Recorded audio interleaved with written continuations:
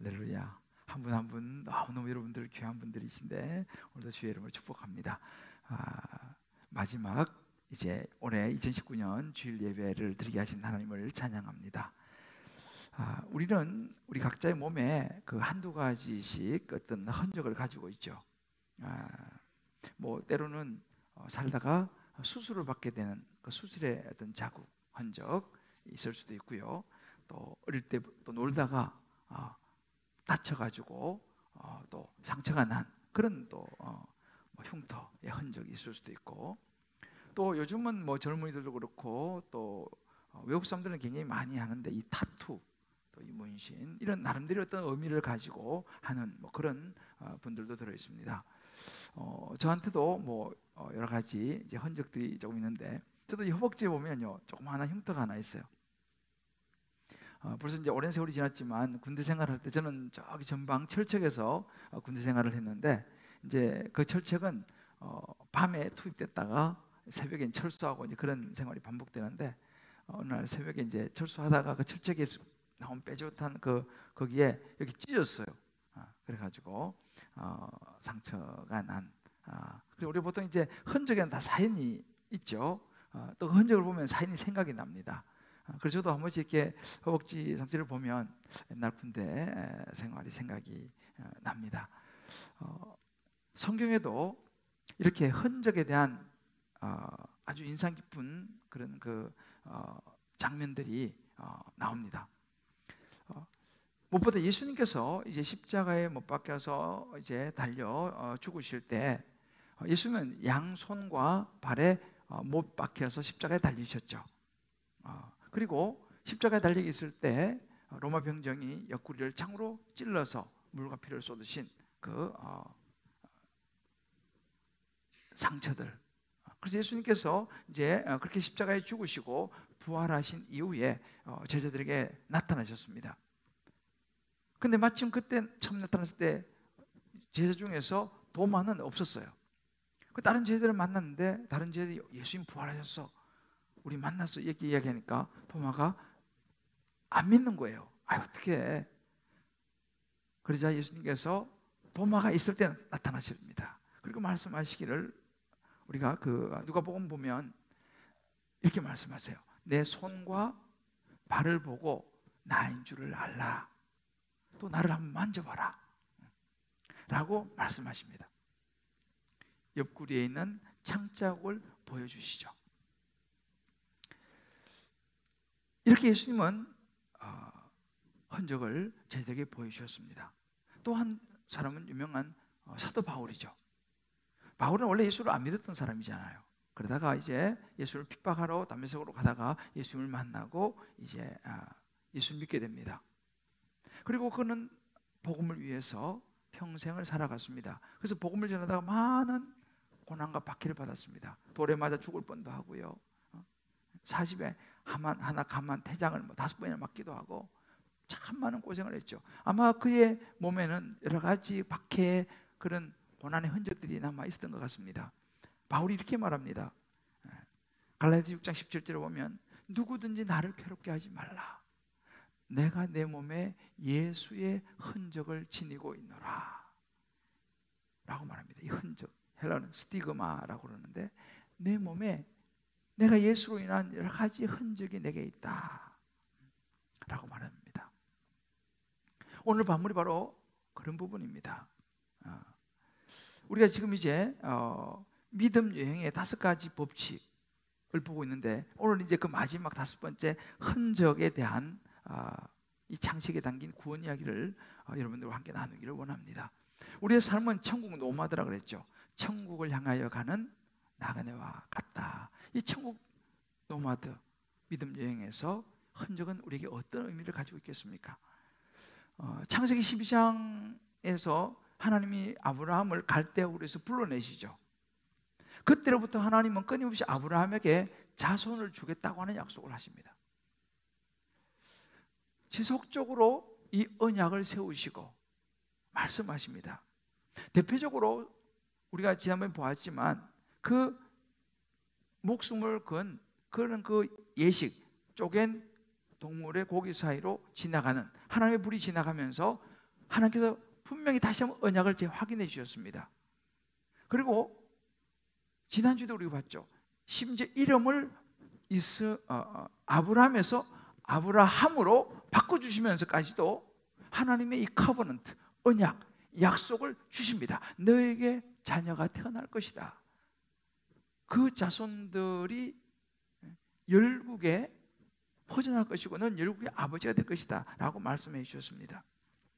그래도 불구하고 이 아브라함은 참 우리도 마찬가지입니다만 또 그래도 긴가민가 하는 거예요. 이제 그런 모습을 보시고 하나님께서 아브라함이 이번에는요 아주 구체적인 몸에 흔적을 남김으로 잊어버리지 않도록 영구적인 확정의 언약을 세우십니다. 아브라함하고. 그것이 바로 뭐냐면 우리 몸의 아픔이 동반되어지는 경험, 이 경험에 따른 할례였습니다. 할례. 이 할례라는 말이 조금 어렵죠. 조금 이따 제가 자세히 설명을 해드리겠습니다. 이 할례를 통해서 하나님이 다시 한번 아브라함과 확실한 언약을 세워주십니다.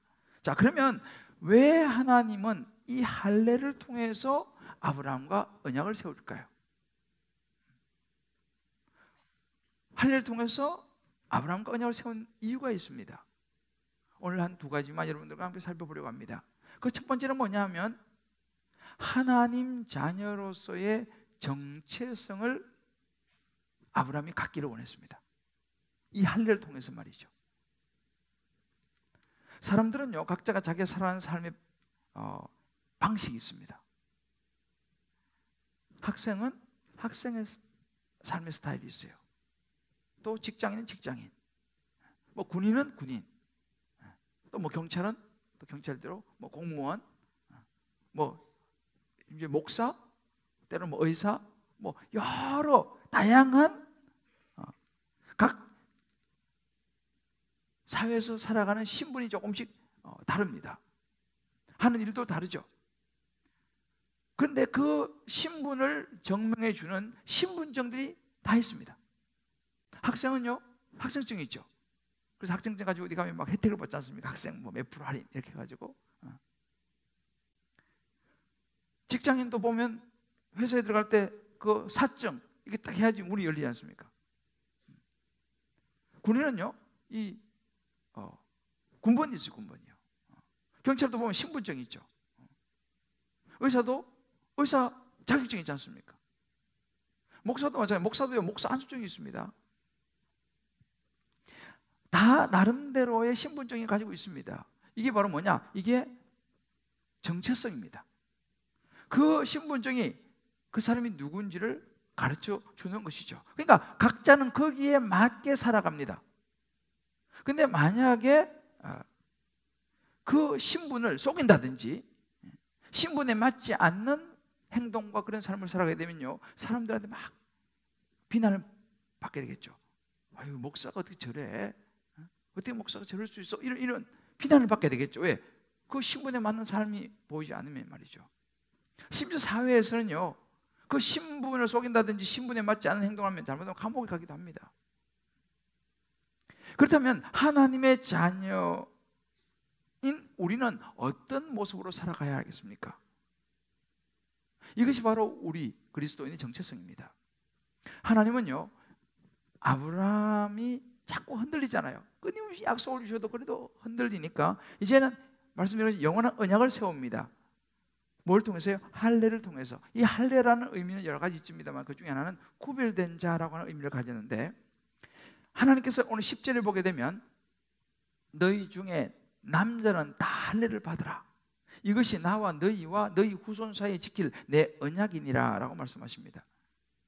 하나님은 이 할례를 통해서 아브라함뿐만 아니라 아브라함 집안에 있는 모든 사람이 할례를 받으라고 말합니다. 이걸 통해서 내가 언약을 세우겠다.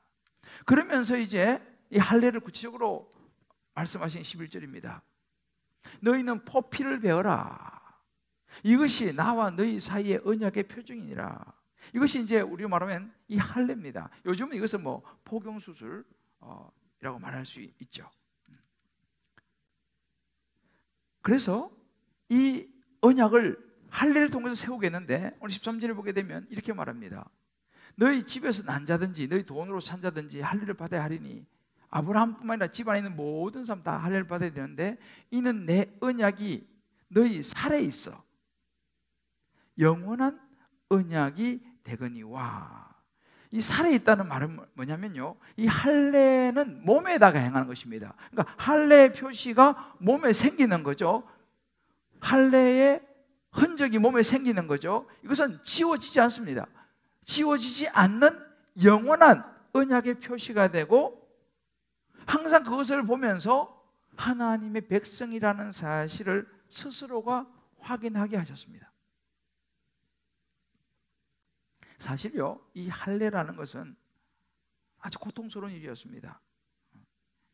요즘은 이 수술이 워낙 발달해가지고 요즘 뭐 레이저로 이렇게 하고 뭐 이렇게 하는 시대가 되었다고 합니다만, 당시 아브라함 시대는요, 그 부싯돌을 가지고 돌을 갖다가 날카롭게 갈아가지고 그 날카롭고 간 가지고 포피를 잘랐습니다. 얼마나 고통스럽겠습니까? 피가 철철철 흘렀겠죠. 그 유대인들은 보통 8일 만에 할례를 받습니다만은, 그러니까 아기 때는 좀 괜찮지만 어른이 되어서 이 할례를 받는다는 것은 굉장히 어렵고 고통스러운 그런 일입니다. 근데 모세가요 99세에 할례를 받습니다. 그러니까 이 할례라는 것은 그야말로 피를 흘리는, 피가 낭자한 그 과정이 반드시 필요하고, 그 피를 통해서, 그 피 흘림을 통해서 깨끗해지는 존재라고 하는 상징적인 메시지를 가지고 있는 것이 할례입니다. 그래서 여러분, 요즘 우리 성찬식 할 때마다 늘 듣는 구절이 있죠. 마태복음 26장에 보게 되면 이것은 죄 사함을 얻게 하려고 많은 사람을 위하여 흘리는 바 나의 피, 곧 언약의 피다 그랬습니다. 이 피에는요 언약의 의미가 있어요. 우리의 죄를 사해 줄 수 있는 것이 뭐냐? 피다는 거죠. 그래서 히브리서 9장 22절에 유명한 구절이 있습니다. 율법을 따라 거의 모든 물건이 피로서 정결하게 되나니 피 흘림이 없은즉 사함이 없느니라 라고 말씀하십니다. 다시 말하면 우리가 구원을 받을 수 있는 것은, 우리의 죄를 사해 줄 수 있는 것은 예수님의 보혈밖에 없는데, 그럼 우리를 구원하시기 위해서 예수님께서 십자가에 못 박혀서 피 흘리시고 죽으시고 부활하셨다는 사실입니다. 그렇기 때문에 우리가 예수님이 나를 위해서 피 흘리시고 죽으시고 부활했다는 사실을 우리가 믿지 않는다면, 마음속에 받아들이지 못한다면, 다시 말하면 우리 마음에 이 할례의 이 부분이 없다면요, 우리는요 심지어 목사라 하더라도요, 신앙생활을 오래 한 장로 권사님이라 하더라도, 신학 공부를 많이 한 사람이라 하더라도 구원하고는 상관이 없습니다. 왜요? 이 언약의 피, 영적인 할례를 받지 않은 사람은요 종교인은 될 수 있습니다. 그냥 바르게 살아가는 좋은 종교인은 될 수 있을지 모르겠습니다만은 하나님의 구원받은 백성은 될 수 없다라는 것, 이것이 바로 하나님께서 아브라함에게 할례를 행함으로 세우신 언약입니다. 넌 이것을 통해서 넌 내 백성이 될 것이다, 내가 너와 언약을 세운다라고 주신 메시지가 이렇게 담겨 있습니다. 그러니까 저와 여러분 마찬가지로 우리가 예수님을 믿으며 예수를 우리를 위해서 십자가에 피를 흘리시고 죽으시고 부활하신 예수님을 마음속에 믿는 이것이 저와 여러분의 하나님의 자녀인 할례 표시라는 사실을 믿으시길 주의 이름으로 축복합니다. 사실은요, 이 히틀러의 이야기를 들어보면요, 히틀러가 유대인들을 체포해서 죽일 때에 구분해야지 않습니까? 이 사람이 유대인인지 아닌지. 그래서 당시의 이야기를 들어보면 남자들을 끌어와서 옷을 다 벗겼다는 거예요. 왜냐하면 남자들의 옷을 벗겨보면 유대인들은 반드시 할례를 받거든요. 그러니까 할례를 받은 걸 보고 이 사람 유대인이다 아니다를 구분을 했다고 합니다. 당시에 이 유대인들은 그런 죽음 앞에서도 자기 몸에 있는 할례의 심벌이죠. 할례 심벌을 보면서 그래 맞아 나는 하나님의 백성이지 라고 하는 그 정체성을 붙잡고 숨져 갔다는 것입니다. 이게 바로 정체성입니다. 실제로 하나님은 이 아브라함을 비롯해서 모든 이 하나님의 백성들이 할례를 받게 하심으로 이 남자들은요 하루에 몇 번씩 화장실 가지 않습니까? 화장실에 가서 소변을 볼 때마다 자연스럽게 할례를 받은 것을 확인하는 거예요. 그러면서 그 할례의 흔적을 보면서 무슨 생각했겠습니까? 그래 맞아 나는 하나님의 자녀지, 나는 하나님의 백성이지, 내가 이렇게 살아서 되겠나 라는 생각을 했다는 사실이에요. 제 삶도 이제 쭉 돌아보면요, 제가 지금 이제 50대 중반이 되는데 제 삶의 고비고비마다 이런저런 유혹이 있었던 것 같아요. 뭐 초등학교, 중고등학교 시절부터 시작해서 대학에 떨어지고 재수할 때, 또 군대 시절, 군대 제대해서 또 대학 다닐 때, 또 유학 시절, 그리고 또 한국에서 또 영국에서 한국에서 또 목회하는 이 목회의 모든 과정 속에서도 제가 이런저런 유혹이 없었다라고 말하면 거짓말입니다. 순간순간 젊은 시절부터, 어린 시절부터 저에게도 마찬가지로 세상적으로 이런저런 스쳐 지나가는 성적인 유혹들, 물질에 대한 유혹들, 이런저런 관계 속에서의 유혹들, 그런 것이 있었습니다.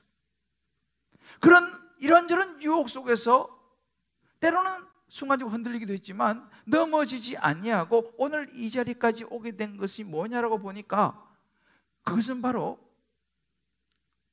제 마음에 예수 그리스도가 나를 위해서 십자가에 죽으시고 부활하셨다고 하는 예수를 받아들인 이 마음의 할례, 내가 예수 믿는 사람이지, 내가 하나님의 자녀지라고 하는 이 정체성이었다는 것을 제가 보게 됩니다. 내가 만약에 이런 정체성이 없었다면요 어떻게 됐을까?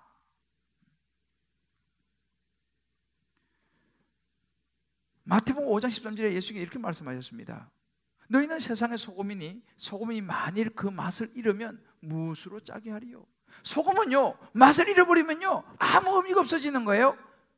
후엔 아무 쓸데없어 밖에 버려져서 사람에게 밟힐 뿐이라 그랬습니다. 소금은 맛을 내야지 소금의 역할이 가치가 있는 거지, 맛을 내자면 아무 의미 없다는 것입니다. 로마서 12장 1절 2절의 말씀이 이렇게 말합니다. 너희는 이 세대를 본받지 말고 오직 마음을 새롭게 함으로 변화를 받아라. 이 세대를 본받지 말라는 거예요. 왜요? 너는 이 세대에 속한 사람이 아니라는 것입니다. 너는 하나님의 자녀라는 거죠.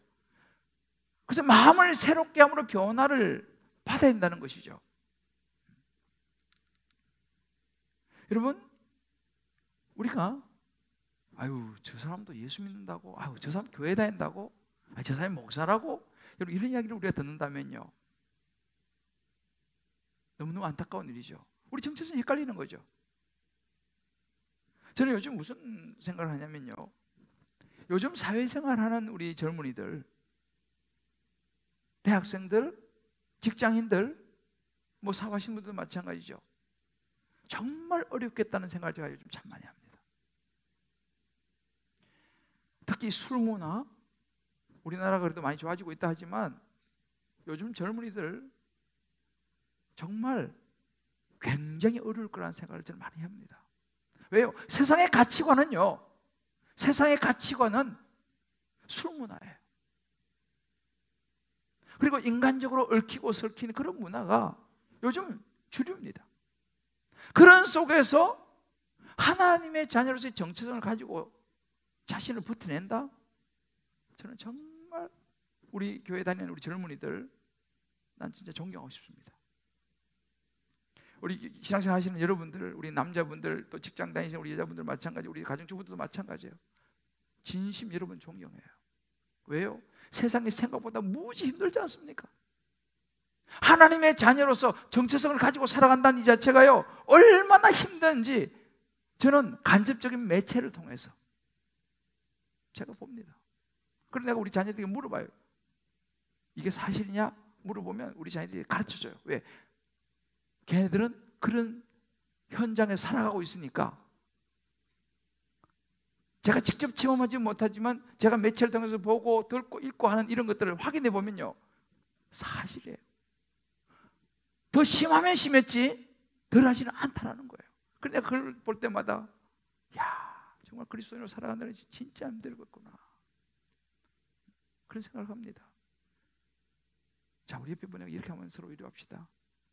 참 힘드시죠?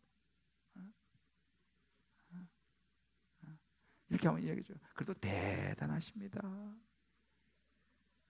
여러분, 대단하신 거예요, 정말로. 우리가 우리 자녀에게 뭘 가르쳐야겠습니까? 어떻게 하면 우리 자녀가 세상에서 승리할 수 있을까요? 물론 뭐 좋은 스펙, 뭐 좋은 학원, 좋은 선생님 붙이는 거 너무 중요하지만요, 그보다 더 중요한 것은 뭐냐? 우리 자녀에게 정체성을 가르쳐줘야 되는 거예요. 너는 마음의 할례를 받은 하나님의 백성이다. 예수님이 너를 위해서 십자가에 죽으시고 부활하심으로 너는 하나님의 자녀야. 이것을 가르쳐야 됩니다. 어떻게 이 힘든 세상을 어떻게 이겨낼 수 있습니까? 우리 안에 분명한 정체성이 있어야 되는 거예요. 여러분, 우리가 만약에 오늘 밤이라도 이 생을 떠난다면 천국 갈 수 있는 확신이 저와 여러분에게 있습니까? 여기 앞에 몇 분밖에 없는 것 같아요. 이게 되게 중요한 이야기입니다. 왜요? 세상은 생각보다 힘들어요. 어려워요. 그래서 우리는 분명하게 이 마음의 할례, 하나님과의 언약, 영접하는 자 곧 그를 믿는 자에게는 하나님의 자녀가 된 권세를 주었다. 내가 예수님이 나를 위해 십자가에 죽으시고 부활했다는 사실을 내가 확실히 믿기만 한다면 어떤 상황에서도 하나님이 나를 지키시고, 그러니 없겠지만 오늘 밤에 이 생을 내가 떠난다면 천국에서 나는 눈을 뜰 것이라고 하는 확신을 갖고 살아갈 수 있는 저와 여러분 되시기를 주의 이름으로 축복합니다. 이게 정체성이에요. 이것을 자녀에게 가장 먼저 가르쳐 줘야 됩니다. 그래야지 자녀들이 세상에서요, 자기 정체성을 지킬 수 있어요. 그래도 힘들어요, 사실은요. 우리 각자가 적용해 볼 필요가 있습니다. 나는 내 마음속에 예수님을 나의 구주로 영접함으로 예수님의 보혈을 통해서 구원받은 확신, 보정, 마음의 그 할례를 확실히 가지고 살아가고 있는가? 만약에 여러분 중에서 이 부분이 확실하지 않은 분이 계시면요, 조용히 저를 찾아오세요. 정말로요. 아니면 교구 목사를 찾아가시든지 순장님을 찾아가시든지 꼭 상담을 받으셔야 돼요. 왜요?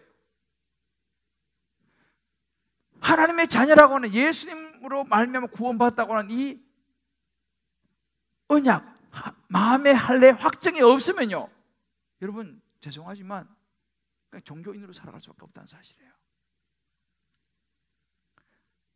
바울도 마음의 할례를 받아야 된다고 이야기합니다. 로마서 2장 29절에 말하죠.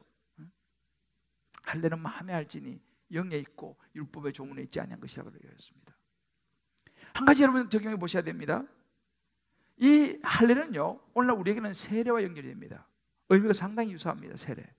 우리가 세례를 받지 않습니까? 골로새 2장 12절 이런 구절이 있습니다. 너희가 세례로 그리스도와 함께 장사되고 또 죽은 자들 가운데서 그를 일으키신 하나님의 역사를 믿음으로 말미암아 그 안에서 함께 일으키심을 받았느니라. 여러분들 중에서 신앙생활을 하시는데 아직 세례를 안 받으신 분이 혹시 계시다면요, 세례를 신청하셔서 꼭 받으시길 바랍니다. 물론 세례를 받는다고 해서 뭐 무조건 구원받는다 그런 건 아닙니다. 그러나 진짜 세례의 의미를 알고 세례를 받는다면요, 그것은 구원의 표징이 되는 줄 믿습니다. 그래서 여러분들 신앙생활을 하는데 아직 세례를 안 받았다, 망설이신 분이 계실지 몰라요. 나는 아주 완전하지 않은데. 여러분, 완전한 사람은 없습니다. 내 마음에 결단하는 거죠. 아브라함이 할례를 받은 것처럼 나도 이제 세례를 받고 분명하게 세상에서 하나님의 자녀라는 것을 나도 확증하기 원합니다. 이거 세례입니다. 한번 여러분 적용해 보시길 바라요. 세례 안 받은 분들은요, 내가 이제 이 세례를 받음으로 오늘 아브라함이 주셨던 언약, 하나님의 백성의 언약을 나도 갖기를 원합니다. 결단하시기를 바랍니다. 두 번째는 할례를 통해서 아브라함과 언약을 세우신 이유는 뭐냐면 과거의 나, 하나님을 알기 전에 세상적인 나를 버림으로 새로운 삶으로 하나님은 아브라함이 나가기를 원했습니다. 우리가 나가기를 원하십니다. 할례는요, 하나님만 섬기겠다고 하는 이 헌신, 내 자신을 내어드리는 표정, 이것이 할례의 의미 속에 들어있습니다.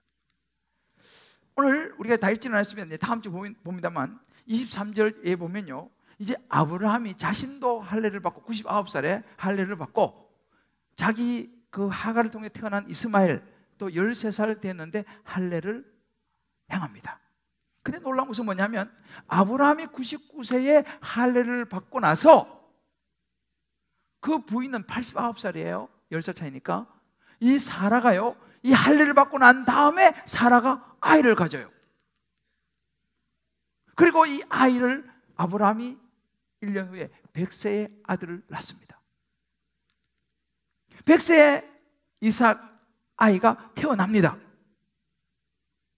여러분, 이 할례는요 굉장히 중요한 터닝 포인트예요. 굉장히 중요한 부분입니다. 그 할례 이후에 하나님이 자녀를 주셨다는 사실, 그리고 이삭이 태어나고 난 이후에 아브라함의 삶은요 새로운 삶으로 달라지게 됩니다. 앞으로 우리가 보게 될 것입니다. 이렇게 우리가 이 할례라고 하는 것은 나의 과거의 어떤 그런 모습들, 하나님 보시기 좋지 못한 그런 모습들을 잘라내고 버림으로써 새로운 삶으로 나아가는 것이 이 할례입니다.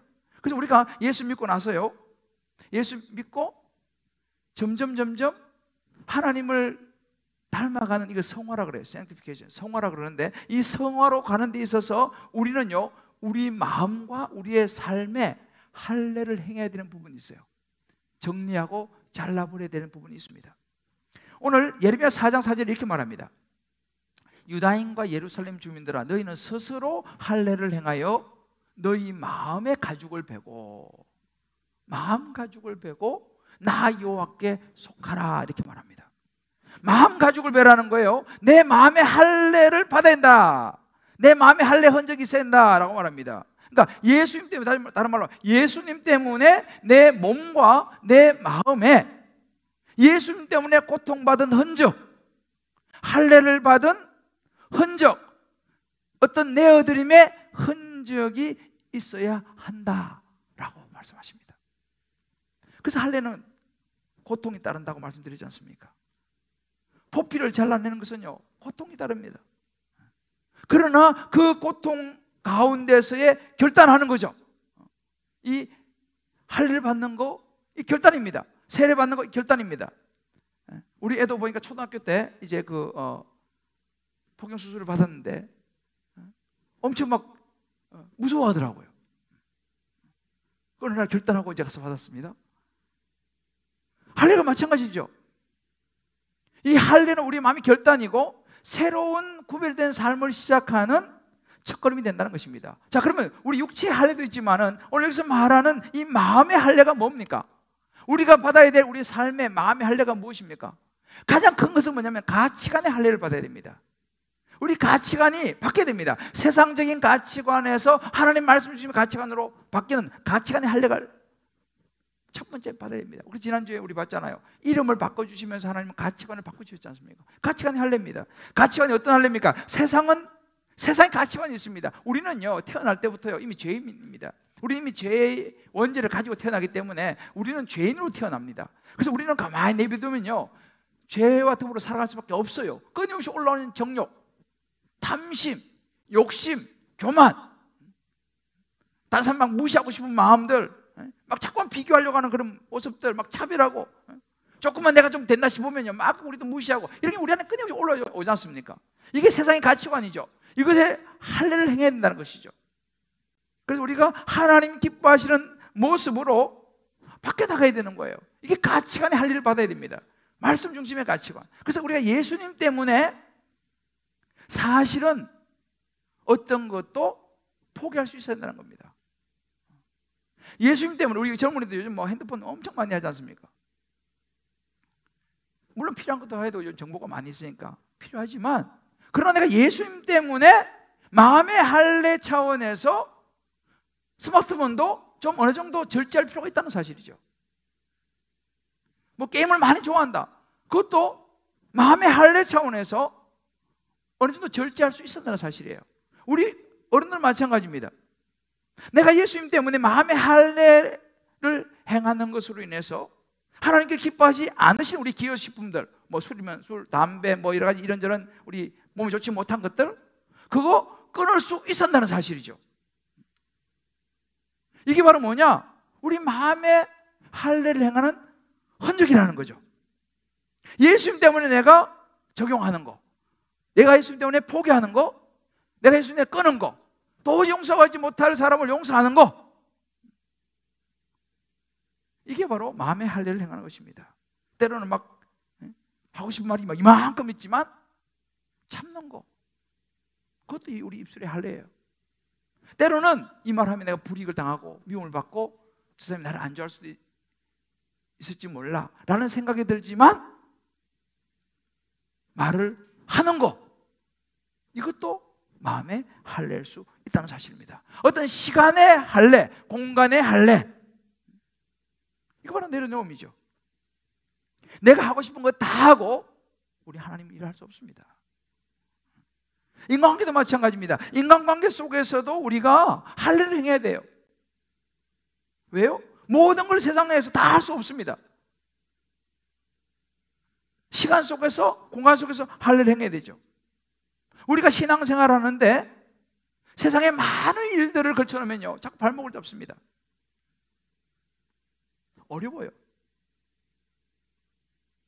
그러면 세상의 시간들 속에서 할례를 해야죠. 가지시기를 할 건 해야 됩니다. 말씀드린 것처럼 세상은요, 정말 우리로 하여금 하나님의 자녀로 살아가기 힘들게 만듭니다. 왜냐하면 세상의 가치관이 너무너무 다르기 때문에. 그래서 사실은요, 거의 한 95%, 98%가 다 오른쪽으로 가는데, 나는 하나님의 자녀이기 때문에 2% 말씀을 따라서 오른쪽으로 간다는 것은 굉장히 어려운 이야기예요.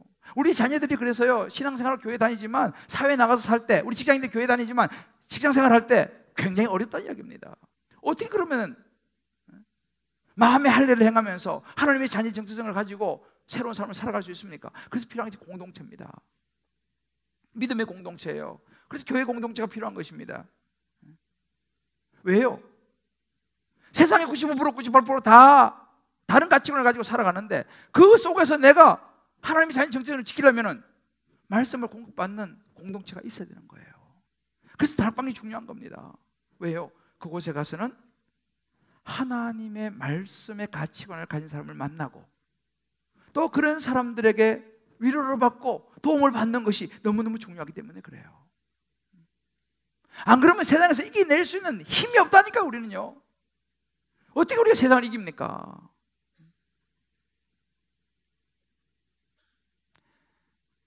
특별히 믿음이 막 생긴 분들 있잖아요. 신앙생활을 시작한 지 얼마 안 되신 분들은요, 세상에 모이면서 절대로 이기기 어렵습니다. 마음 잡고 신앙생활을 해보겠다고 하는데 연말 연시 되면 거의 다 무너지죠. 그만큼 어렵다는 이야기입니다. 그래서 사실은요, 신앙생활 얼마 되지 않은 분들은요, 더 하나님 말씀의 공동체에 자꾸만 붙어 있으려고 애를 써야 됩니다.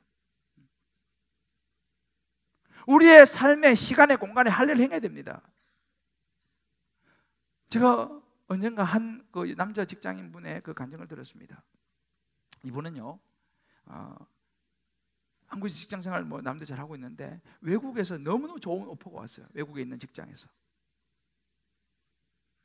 그래서 거기 이제 한국 관련해서 직장에 외국에 가서 근무를 하면 연봉을 몇 배로 많이 주고 뭐 하여튼 조건이 너무너무 좋은 거예요. 근데 한 가지 망설여지는 게 있어요, 이 사람 마음속에. 뭐냐면 자기 옛날에 놀던 가락이 있거든요. 그래서 외국에 나가면 다시 옛날 뭐 경제적으로 여유롭고 시간적으로 여러 환경 다 좋으니까 옛날처럼 그냥 술 마시고 즐기고 놀고 이런 자기의 그 삶의 패턴이 나올 것이라는 걸 자기가 아는 거예요. 모든 조건은 다 좋은데. 그래서 그게 좀 마음에 좀 걸리는 거예요. 그래서 다락방에 와가지고 이제 그런 이야기를 했어요. 너무너무 좋은 조건인데, 야, 이거 가야 되냐 말아야 되냐, 이거 어떻게 해야 되냐. 그 옆에 사람이 다 알잖아요. 당신은 가면 100% 옛날로 돌아갑니다. 100% 옛날로 돌아갑니다. 믿음을 지키기 어려울 겁니다. 다 이야기를 했습니다. 이분이 어떻게 결정했을까요? 그 좋은 외국인 직장을 포기했어요. 왜요? 자기는 그곳에 가서 믿음을 지킬 자신이 없는 거예요. 이 믿음의 공동체에 내가 남아서, 거기보다는 조건이 좀 덜하지만 이 믿음의 공동체에 남아가지고 내 신앙을 지키겠다는 거예요. 이것이 바로 헌적입니다. 이것이 마음의 할례를 행하는 거죠. 사회적으로 보면 말도 안 되는 소리 아니겠습니까? 제가 아는 어떤 한 순장님은요, 이제 우리 현대 이사도 많이 다니지 않습니까? 이사를 가는데 조금만 여기 나가면 뭐 여러 가지 조건도 좋고 여러 가지 좋지 않습니까? 근데 이사를 포기하더라고요. 왜 그러나 보니까 이사를 가게 되면 아무래도 교회가 좀 멀어지니까, 아무래도 신앙생활과 여러 가지 믿음 생활에 자기가 볼 때는 도움이 안 될 것 같다는 거예요. 그래서 조금 불편하고 좀 작지만 이사를 더 좋은 조건으로, 환경으로 가는 것을 포기한 걸 제가 봤습니다. 무엇입니까? 이게 헌적인 것이죠. 내가 예수님을 위해서 뭔가를 포기하는 거죠. 여러분, 내가요, 예수님 때문에 포기하고 잘라낸 어떤 세상적인 것들이 있어야지 삶의 변화가 일어나요. 저와 여러분에게 이러한 우리 삶에 있어서 주님 때문에 포기하고, 주님 때문에 잘라버리고, 주님 때문에 때로는 불이익을 선택하는 우리의 마음의 할례의 흔적들이 생겨나기를 주의 이름으로 축복합니다. 저도 이 말씀을 묵상하면서 그런 생각이 들었어요. 저도 이 교회를 개척해서요, 그렇게 아주 오래되지 않았을 때, 사실은 제가 있는 그 신학대학에서 부교수 대우로 전임 교수 오퍼가 왔어요. 요즘 교수 되기 어렵습니다. 그런 오퍼는 오기 어려운 오퍼예요. 그거 왔어요. 물론 저도 조금 흔들렸어요. 목회 이거저거 힘들고, 그래도 뭐 교수도 힘든 건 마찬가지지만 그래도 교수는 또 좀 다르지 않습니까? 좀 대우도 받고. 근데 그때 기도하고 제가 거절했어요. 안 믿는 빛이 몇 분 계시는데 나는 양떼들을 두고 내가 갈 수 없다. 나는 그때는 뭐 사람이 많지 않았죠. 이제 초창기니까. 그렇지만 이 양떼들을 내가 난 선택하겠다 하고 내가 거절했어요. 학교에서 깜짝 놀랐죠. 당연히 올 줄 알았는데. 세월이 지났습니다만 뭐 하나님께 둘 다 주셨지 않습니까? 학생들 가르치는 겸임교수 뭐 하면서 목회도 마음껏 할 수 있고. 오늘 14절에 보면 이런 구절이 있습니다. 할례를 받지 아니하면 어떻게 되냐 그러면, 할례를 받지 아니한 남자고 그 포피를 베지 아니한 자는 백성 중에서 끊어지리니 그가 내 언약을 배반하였습니다.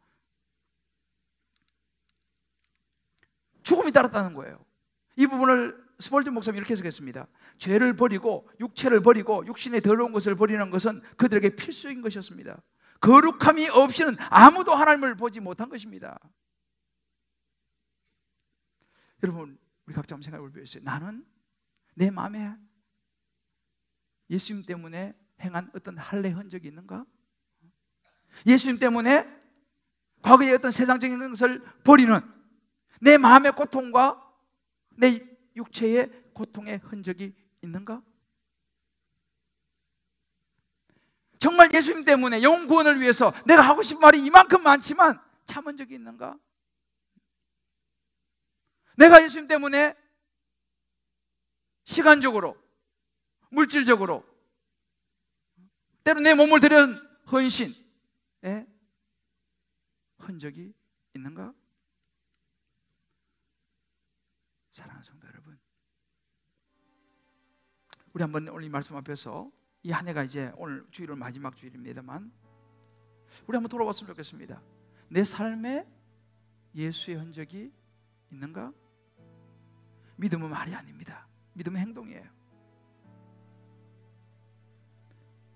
행동이 있을 때에 변화가 일어나는 것이죠. 할례를 통해서 이삭이 태어났다는 걸 기억하셔야 됩니다. 할례는 말이 아니라 행동이에요. 그것도 구체적인 행동입니다. 그러나 그 할례는요, 힘든 거예요. 그렇지만 새로운 시작이 되었습니다. 내가 좋아하는 거, 내가 너무 아끼는 거, 내가 놓고 싶지 않은 거, 그것을 잘라내는 것은요, 그걸 포기하는 것은요, 얼마나 힘든지 몰라요. 언제 우리 주님을 만날 것입니다. 주님 우리가 이렇게 물으실 거예요. 너는 나를 위한, 나 때문에 포기한 어떤 것이 있느냐? 너 인생에서 나 때문에 너가 감수한 어떤 흔적이 있느냐? 라고 우리가 물으실 거예요. 나 때문에 좋은 것을 끊은 것이 있느냐? 나 때문에 억울하지만 오히려 너가 참고 사과한 것이 있느냐?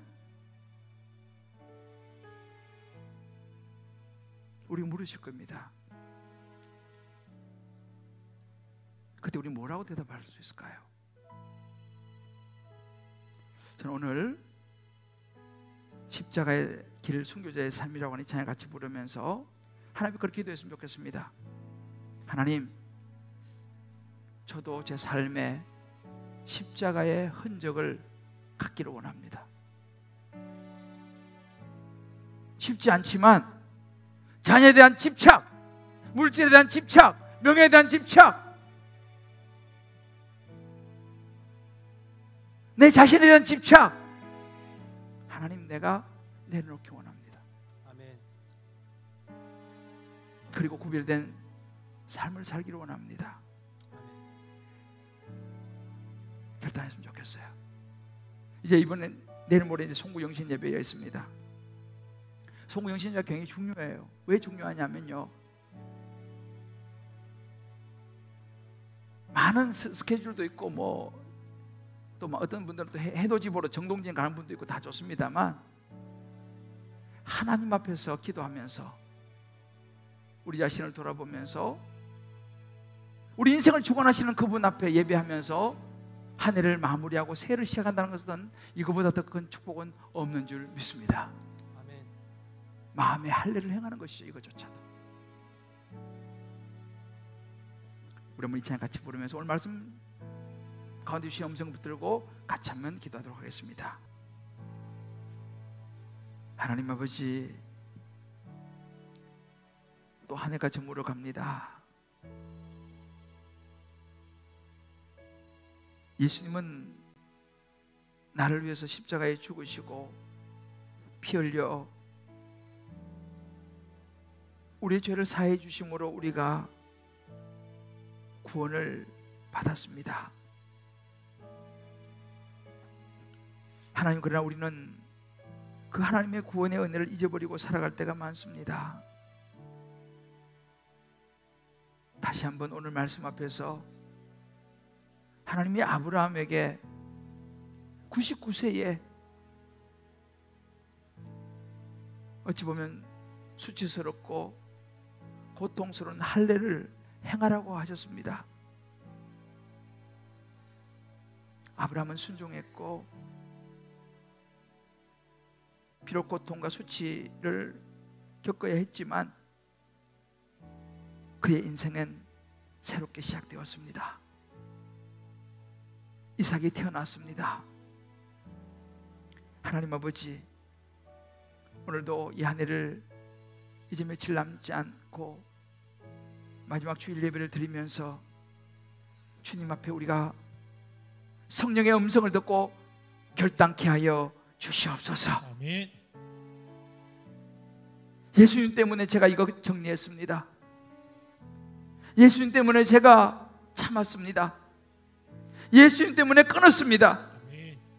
라고 말할 수 있는 십자가의 흔적을 갖게 하여 주시옵소서. 아멘. 하나님 아버지,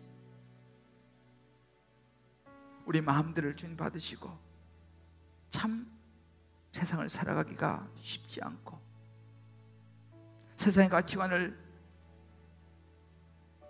잘라내기가 쉽지 않지만 우리도 예수님 따라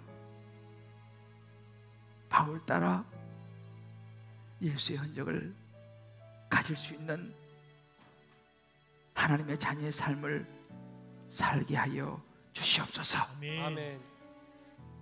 예수님의 이름으로 기도합니다. 아멘. 아멘.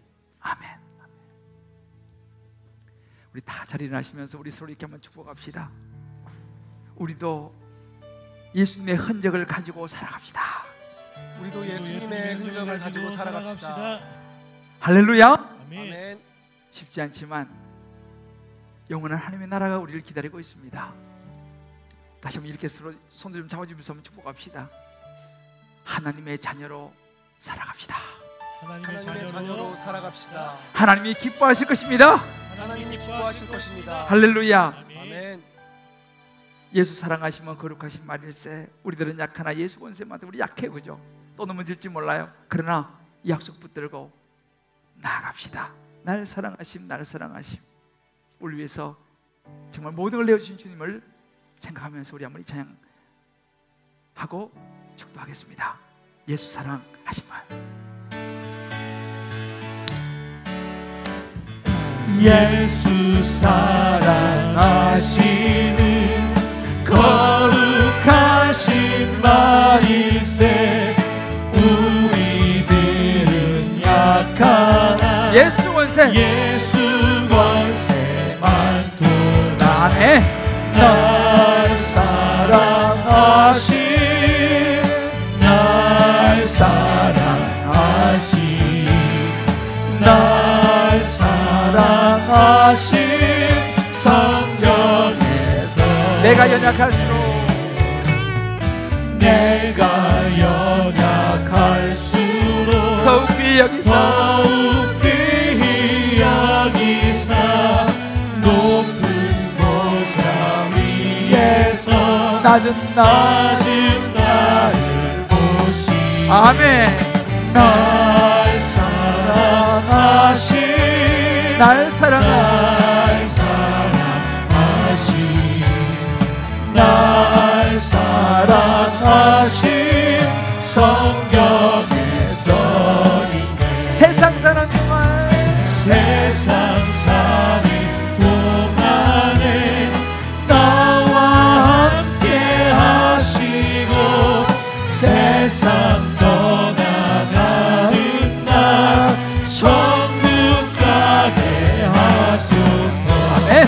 날 사랑하신, 날 사랑하신, 날 사랑하신 날 사랑하신 성령의 우리 서로 모여서 널 사랑하신, 널 사랑하신, 널 사랑하신, 널 사랑하신, 널 사랑하신, 널 사랑하신, 널 사랑하신 성경에 써있네.